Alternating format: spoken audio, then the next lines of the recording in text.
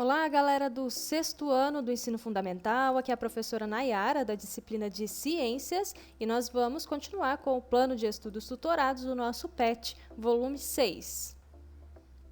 Iniciando a semana 3 com o tema Sistema Nervoso, e esse conteúdo você encontra das páginas 40 a 44 do PET, volume 6.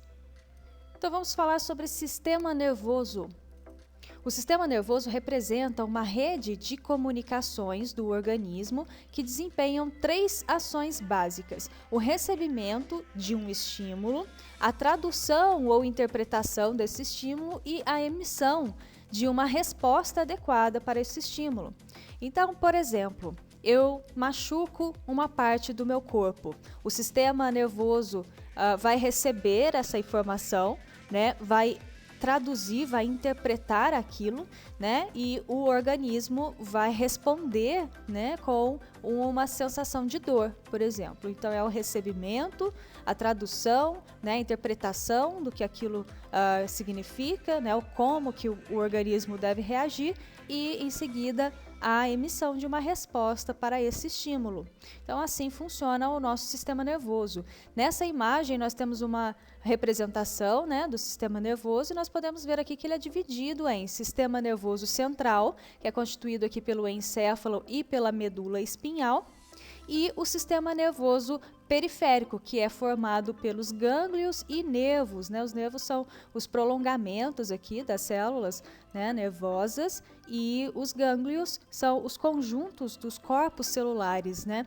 E já já a gente vai conhecer, né? A gente vai falar sobre as principais células do sistema nervoso, vamos conhecer as suas principais partes. O sistema nervoso elabora respostas as quais podem ser dadas na forma de movimentos ou sensações. Entre as funções desempenhadas pelos órgãos que compõem o sistema nervoso, podemos citar: coordenar os movimentos do corpo e do equilíbrio, controlar os processos como a respiração, a digestão, a regulação da temperatura do corpo, entre outros, transmitir e interpretar informações do ambiente e do corpo fornecidas pelos órgãos dos sentidos, né? Visão, tato, olfato, paladar.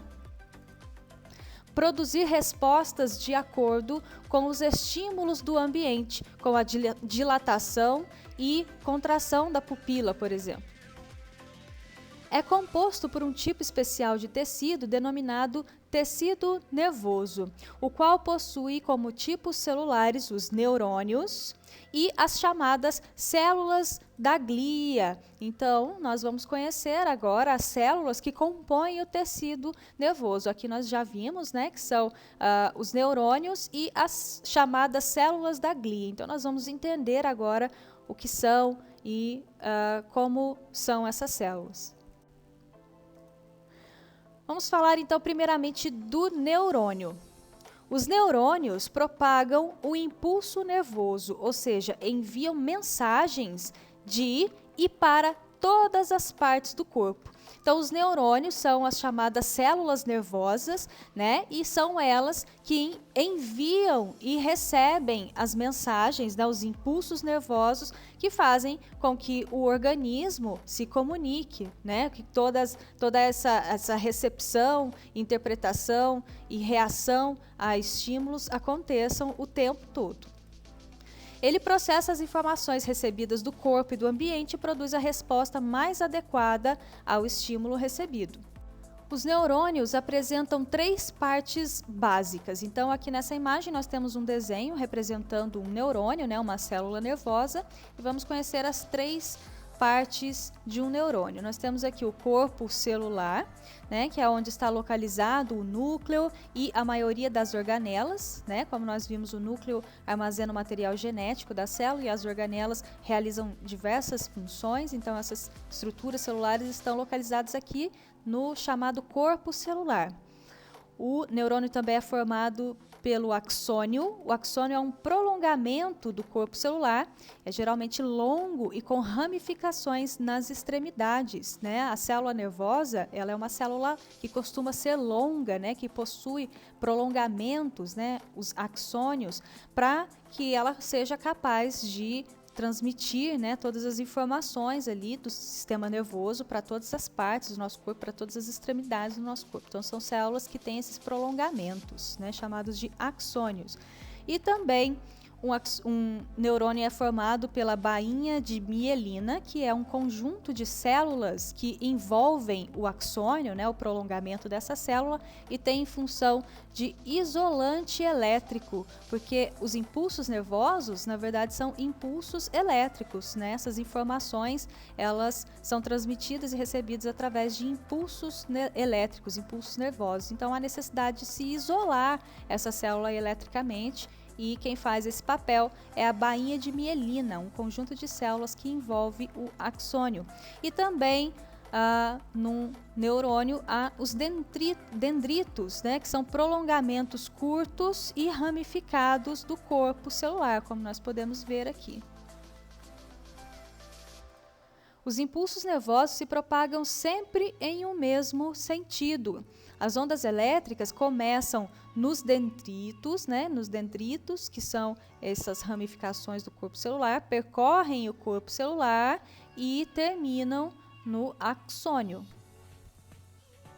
Aqui nós temos uma imagem, né, mostrando a propagação de um impulso nervoso. Não há contato físico entre os neurônios.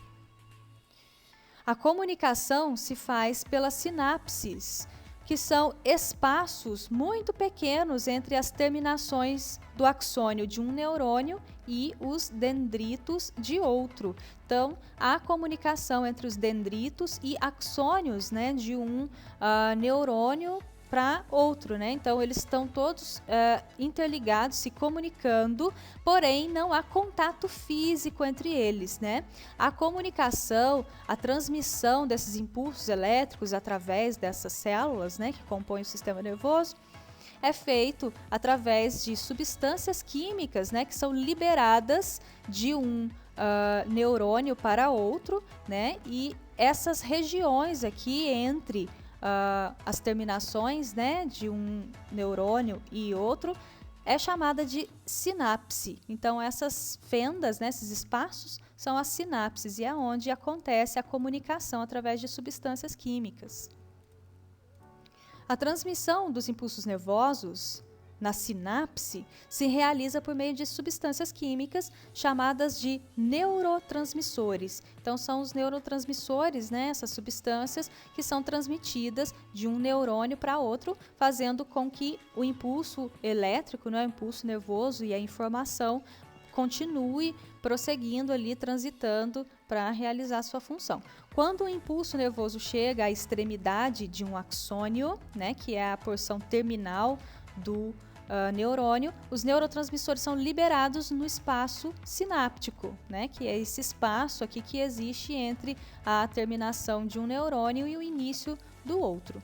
Eles se unem à membrana dos dendritos do neurônio seguinte, fazendo com que o impulso nervoso prossiga, né? Os dendritos são aqueles prolongamentos do corpo celular, então ele começa, como nós vimos, né, o sentido do impulso nervoso é sempre esse, começa nos dendritos, vai para o corpo celular e para o axônio, né, chegando na terminação do axônio, essas informações são transmitidas para o próximo da mesma maneira e assim as informações, os impulsos vão viajando através do nosso organismo. De acordo com a função desempenhada, os neurônios podem ser sensitivos, também chamados de aferentes, né, que são aqueles neurônios que captam os estímulos dos receptores e levam a informação até o sistema nervoso central. Então, são aqueles que recebem a informação. Os neurônios motores, também chamados de eferentes, são aqueles que levam a informação do sistema nervoso para os órgãos efetores, né, que são aqueles que vão realizar a ação ali, como, por exemplo, os músculos, né, as glândulas. Então, são aqueles neurônios que levam a informação do sistema nervoso central para essas áreas, né, fazendo que o músculo se contraia, por exemplo, né, ou então que uma glândula produza um determinado hormônio. Então, quem envia essas mensagens, né, é o sistema nervoso central e quem leva essa mensagem são os neurônios motores.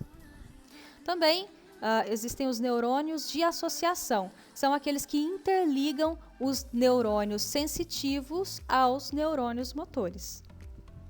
Nós falamos sobre o neurônio, né, a célula nervosa, nós conhecemos as suas partes, a sua função, os seus tipos, né, e agora nós vamos falar das células da glia. As células da glia ficam entre os neurônios e são encarregadas de proteger, sustentar, nutrir e regular o funcionamento dos neurônios. Então, são células, né, acessórias que auxiliam os neurônios no desenvolvimento das suas funções. As principais células da glia são os astrócitos, que são células que nutrem os neurônios, né, levam nutrientes para os neurônios, os oligodendrócitos, que são células que produzem a bainha de mielina, né, que possui função de isolante elétrico para os neurônios, né, como eu tinha dito anteriormente, essa camada protetora, né, que envolve os axônios e funciona como isolante elétrico. Então, os oligodendrócitos são células que produzem essa bainha, chamada bainha de mielina. A micróglia, que tem função similar à dos glóbulos brancos na corrente sanguínea, né, que é de proteger ali a célula de possíveis ameaças externas. E as células de Schwann, que envolvem o axônio de determinados neurônios, formando também a bainha de mielina. Então, a diferença aqui entre os oligodendrócitos e as células de Schwann é o seguinte: os oligodendrócitos, eles são células que produzem prolongamentos, né, que formam a bainha de mielina dos neurônios que fazem parte do sistema nervoso central. Já as células de Schwann são células, né, que se agrupam aqui em volta dos axônios, né, dos neurônios, também protegendo eletricamente, né, formando a bainha de mielina, só que presente nas células nervosas do sistema nervoso periférico. Então, oligodendrócitos produz bainha de mielina no sistema nervoso central e as células de Schwann no sistema nervoso periférico. Atos voluntários e atos reflexos. O ato voluntário é comandado pelo cérebro e é uma resposta controlada e consciente a um estímulo. Por exemplo, eu quero dobrar a minha perna, então eu penso, né, conscientemente, dobro minha perna. Esse é um ato voluntário. Já o ato reflexo é um ato involuntário que é comandado pela medula espinhal. Constitui uma resposta não controlada a um estímulo externo. O corpo reage sem que haja consciência ou decisão sobre isso. Um exemplo de ato reflexo é o reflexo patelar, né? Aquele quando o médico dá uma marteladinha no joelho, né, e a perna se move involuntariamente. Quando se aplica corretamente uma pancadinha na articulação do joelho, que desencadeará uma resposta sutil de elevação da perna. Trata-se de um ato reflexo, também chamado de ato involuntário, que ocorre independentemente da consciência. Tanto o ato voluntário quanto o ato reflexo, né, o involuntário, envolvem acontecimentos relacionados ao sistema nervoso, responsáveis pela comunicação entre diferentes partes do corpo e pela coordenação de atividades voluntárias ou involuntárias, conscientes ou inconscientes. Iniciando então as atividades da semana 3 do PET volume 6, atividade 1, complete as lacunas abaixo. Letra A. O tecido que forma o sistema nervoso é o tecido nervoso, que possui como célula principal qual é a principal célula do sistema nervoso? Neurônio. Letra B. Os neurônios são responsáveis pelo recebimento e transmissão do impulso nervoso e possuem 3 partes principais, que são, quais são as 3 partes principais dos neurônios? O corpo celular, é onde está localizado o núcleo, as organelas, né? Os dendritos, que são os prolongamentos, as ramificações do corpo celular, né? E os axônios, que são os prolongamentos, né, do corpo celular por onde os impulsos nervosos passam, né? São transmitidos. Os neurotransmissores são substâncias químicas que atuam na transmissão do impulso nervoso. São aquelas substâncias químicas, né, que são enviadas de um neurônio para o outro, né, fazendo com que aconteça a comunicação, a passagem das informações pelo sistema nervoso. Atividade 2. Além dos neurônios, o tecido nervoso apresenta outras células fundamentais para o seu funcionamento. Como se denominam o conjunto dessas células. Então, o sistema nervoso ele é constituído pelas células nervosas, né, os neurônios que nós vimos, e também um conjunto de células acessórias, né, que auxiliam o neurônio, que são chamadas de células da glia. Atividade 3. Cite algumas funções do sistema nervoso. Então, nós podemos citar: coordenar os movimentos do corpo e do equilíbrio, controlar processos como respiração, digestão, regulação da temperatura do corpo, entre outros, transmitir e interpretar informações do ambiente e do corpo fornecidas pelos órgãos dos sentidos e produzir respostas de acordo com os estímulos do ambiente, como a dilatação e contração da pupila, por exemplo. Atividade 4. Reescreva corretamente as frases abaixo. Letra A. Os neurotransmissores estão relacionados com a transmissão do impulso nervoso, sendo encontrados por toda a extensão do axônio, permanecendo no interior da célula. Então vamos lá. Os neurotransmissores estão relacionados com a transmissão do impulso nervoso, sim, mas eles não são encontrados por toda a extensão do axônio, eles são encontrados nas porções terminais dos axônios e não permanecem no interior da célula, eles são liberados, né, no espaço chamado espaço sináptico, para onde ele vai em direção ao neurônio seguinte, né, para dar prosseguimento ao impulso nervoso. Então, essa é a forma correta, né, de se escrever a alternativa A. Letra B. O ato voluntário é comandado pela medula e é uma resposta controlada e não consciente a um estímulo. Na verdade, o ato involuntário é comandado pela medula e é uma resposta controlada e não consciente a um estímulo, né? Então, são os atos involuntários que são comandados pela medula, os atos voluntários são comandados pelo sistema nervoso central. Letra C. Entre as células da glia, os astrócitos têm a função de produzir a bainha de mielina, que possui a função de isolante elétrico para os neurônios. Na verdade, entre as células da glia, os oligodendrócitos é que têm a função de produzir a bainha de mielina, que possui a função de isolante elétrico para os neurônios. Atividade 5. Escreva os nomes das estruturas de um neurônio na representação abaixo. Então, aqui nós temos os dendritos, que são as ramificações do corpo celular, né? Então, aqui nós temos o corpo celular, onde estão localizados o núcleo das células, as organelas, né? O citoplasma. O axônio, que é um prolongamento, né, do corpo celular. E aqui nós temos a região, né, onde ocorre a sinapse, a troca, né, de informações entre os neurônios, por onde são enviados, né, os neurotransmissores, por onde eles passam, né, saindo da porção terminal de um axônio para o dendrito, né, do neurônio seguinte, fazendo com que a informação passe adiante. Bom, pessoal, então chegamos ao final de mais uma semana. Essa foi a semana 3 do PET volume 6. Espero que vocês acompanhem as aulas, as explicações, façam as atividades no caderno ou no PET impresso e preencham os formulários para que eu possa receber as atividades de vocês e registrar a participação. Caso vocês tenham dúvidas ou precisem de ajuda, vocês sabem que podem sempre contar comigo, estou disponível lá nos grupos do WhatsApp, é só me mandar uma mensagem, tá bom? Então, eu vou ficando por aqui, abraços e até a próxima. Tchau, tchau!